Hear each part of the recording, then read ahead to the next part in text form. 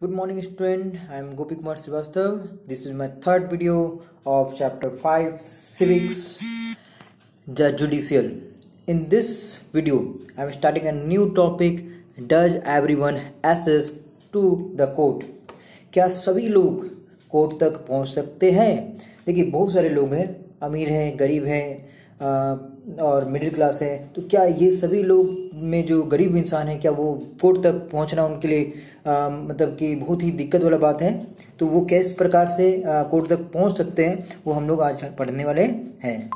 तो कोर्ट तक पहुंचने का जो तरीका है, जो आम लोगों का है, जो गरीब लोगों का है, वो पब्लिक इंटरेस्ट लिटिगेशन, इसको आप शॉर्ट में PIL भी बोल सकते हैं। ये तरीका से कोई भी लोग कोर्ट तक पहुंच सकता है।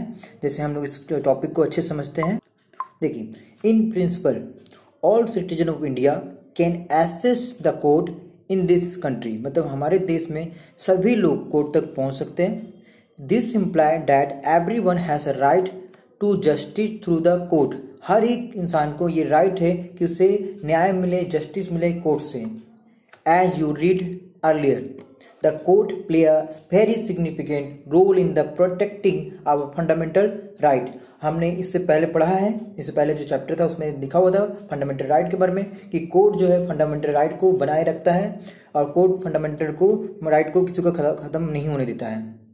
If any citizen believe that their right are being violated, किसी को ऐसा लगता है कि उनका राइट को खत्म किया जा रहा है, वॉलेटेड किया जा रहा है, हटाया जा रहा है, then they can approach the court for the justice to be done. तो यहाँ पे वो कोर्ट जा सकता है और अपने जो बातें को है रख सकता है वहाँ पे। While the court are available for all, in reality access to court has always been difficult for the vast majority of the poor in the India। पर ये रियलिटी है, ये वास्तविकता है कि जो हमारा जो मेजोरिटी है, हमारा जो इंडिया का जो कंट्री है, उसमें बहुत सारे जो पुअर हैं, वो उनके लिए कोर्ट तक पहुंचना बहुत ही मुश्किल है। The legal procedure involve a lots of money and the paperwork as well as take a lots of time। तो जो लीगल प्रोसीड्यूर है कोर्ट तक पहुंचने का, उसमें बहुत सारा पैसा, बहुत सारा पेपर वर्क लगता है। तो ये डिफिकल्टी लाता है पुअर के साथ, वो आसानी से पहुंच नहीं सकता। For a poor person who can not read and whose family depend on the daily wages, जो लोग जो गरीब हैं, जो लिख नहीं पाते हैं, पढ़ नहीं पाते हैं, जो डेली वेजेज पे मतलब आज जो कमाए उस पे ही जीते हैं, the idea of going to the court it get justice often seem remote. तो रिमोट वाला जो है जो हो गया, वहाँ पे जो आइडिया है वहाँ लाया गया है कि किस प्रकार से जो रिमोट एरिया है वहाँ तक लोगों को तक जस्टिस लाया जाए। In response to this the supreme court in the early 1980 devise and mechanism. Supreme court जो है 1980 में एक मैकेनिज्म स्टार्ट किया, एक प्रोसेस स्टार्ट किया, public interest litigation PIL, to increase the access to the justice. मतलब न्याय को बढ़ाने के लिए जो सुप्रीम कोर्ट है 1980 में PIL लाए, जिसके अनुसार इट अलाउ एनी इंडिविजुअल और organization to file a PIL in the high court और द सुप्रीम कोर्ट। मतलब इसके अनुसार आप हाई कोर्ट में या सुप्रीम कोर्ट में PIL मतलब पब्लिक इंटरेस्ट लिटिगेशन एक याचिका दायर कर सकते हैं। Court on the behalf of those whose right were being violated, court जो लोग के राइट को वॉलेटेड किया गया, जो लोगों को राइट नहीं दिया गया, उसके बदले में court the legal process was greatly simplify and the even a letter और telegram address to the supreme court और high court could be treated at PIL। अगर मान लीजिए अगर मैं कोई लेटर लिख देता हूँ सुप्रीम कोर्ट को, या याचिका लिख देता हूँ, या टेलीग्राम कर देता हूँ, तब वो भी जो गरीब अगर उस तरह से भी करता है, जो पढ़ा लिखा नहीं है, तो उसको भी PIL कहा जाएगा और उस पर एक्शन लिया जाएगा कोर्ट के द्वारा। In the early year PIL was use to secure justice.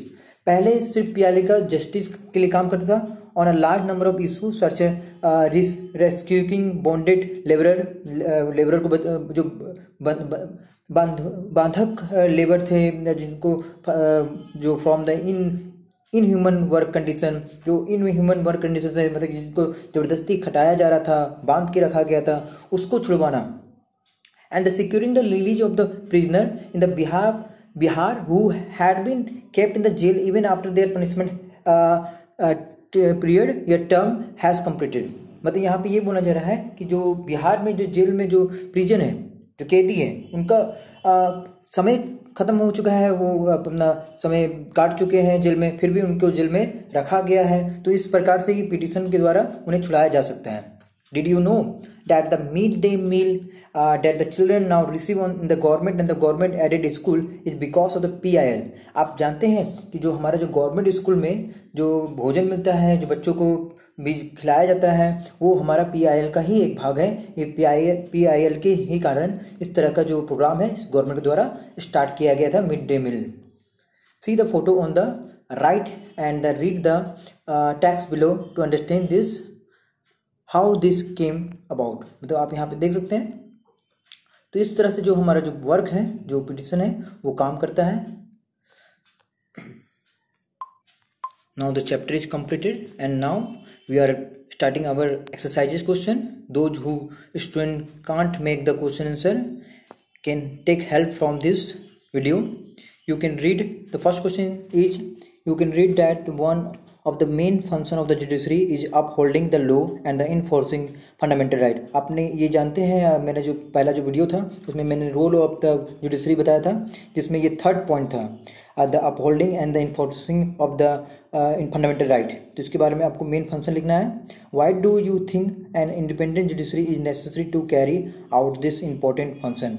क्यों आपको लगता है कि जुडिशरी को इस तरह का फंक्शन को निभाना चाहिए?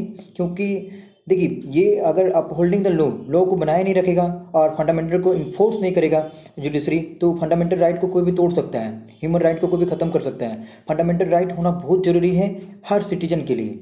तो यहाँ पे मैंने इसका आंसर लिख दिया है, an independent judiciary is necessary to carry out the function of the upholding the law and enforcing the fundamental right.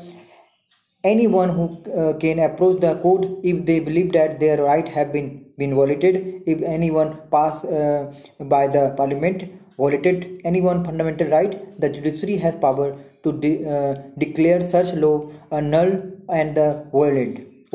मतलब अगर कोई ऐसा एक्ट पास हो गया जो लोगों के लिए अच्छा नहीं है, तो जो जुडिशरी सिस्टम है वो फंडामेंटल राइट को देखते हुए उस तरह का जो भी एक्ट बना है या जो भी लॉ बना है उसको ख़त्म कर सकता है, नल कर सकता है और वॉइड कर सकता है, मतलब ख़त्म कर सकता है। Reread the list of the fundamental right provided in the chapter 1. How do you think the right to constitution remedies connect to the idea of judicial review? आप यहाँ देख सकते हैं, आप बता सकते हैं कि फंडामेंटल जो राइट है वो चैप्टर 1 में हमें क्या क्या प्रोवाइड करता है। तो ये आपका यहाँ पे आंसर है कि इसमें जो आंसर है वो हमारा है, judicial review of the court decision is carried out when the judgment given by the court violated any constitution provision. In the constitution, every citizen has equal right and the more than has equal right and more than can discriminated against. If there is any violation, the judiciary is free to review the earlier judgment even by the Supreme Court। मतलब कि यहाँ पे judicial review का मतलब क्या होता है, मान लीजिए किसी तरह का पार्लियामेंट में कोई एक्ट पास हो गया या कोई डिसीजन ले लिया गया या किसी कोर्ट के द्वारा ही कोई डिसीजन ले लिया गया, तो यहाँ पे सुप्रीम कोर्ट को हक है कि वो जुडिशियल रिव्यू कर सके, फिर से उस तरह का जांच पड़ताल कर सकें। तो यहाँ देख सकते हैं, in the following illustration the fill the each tier of the judgment given by the various court in the Sudha Goyal case. Check, एक सुधा गोयल का जो केस है उसके अंतर्गत सुधा गोयल सबसे पहले लोअर कोर्ट में जाती है, फिर हाई कोर्ट में जाती है, फिर सुप्रीम कोर्ट में जाती है। तो उसके बारे में आपको बताना पड़ेगा। देखिए यहाँ पे लोअर कोर्ट में किस तरह से सुधा का केस लक्ष्मण के साथ चला था। ठीक है, ये आपका बुक का एक स्टोरी है जिसमें Lakshman Kumar Shakuntala and the Subhash were sentence to death, जिसमें लोगों को केस दिया जाता है क्योंकि सुधा मर जाती है जलने के कारण। तो उसका जो कारण है वो उसका जो केस है उसमें गिल्टी जो है लक्ष्मण कुमार, शकुंतला और सुभाष चंद्र को अरेस्ट किया जाता है जो लोअर केस में। तो हाई कोर्ट में ये क्या होते हैं, ये बरी कर दिए जाते हैं। तो सुप्रीम कोर्ट में क्या करते हैं, उनको फिर से the sentence the Lakshman and the Shakuntala, supreme court ये फैसला लेता है कि लक्ष्मण और शकुंतला को अरेस्ट कर लिया जाए और सुभाष को छोड़ दिया जाए। ठीक है, मतलब कि यहाँ पे देखा जा सकता है कि जो लोअर कोर्ट का डिसीजन है, जो हाई कोर्ट का डिसीजन है या फिर सुप्रीम कोर्ट का डिसीजन है, ये सभी अलग अलग हैं। तो यहाँ पे एक हमें आइडिया मिलता है कि किस प्रकार से सुप्रीम कोर्ट सबसे सुप्रीम होता है। Keeping the Sudha Goyal in the mind the tick the sentences that are true और correct in the ones that are false. तो आपको यहाँ पे सुधा का केस को लेकर आप सुधा का केस बुक में पढ़ सकते हैं, बहुत ही आसान है। ठीक है, बस सुधाकर जो है वो जलने से मर जाते हैं और उस पर लक्ष्मण, शकुंतला और आपका सुभाष को अरेस्ट किया जाता है और इसको कोर्ट में लड़ा जाता है।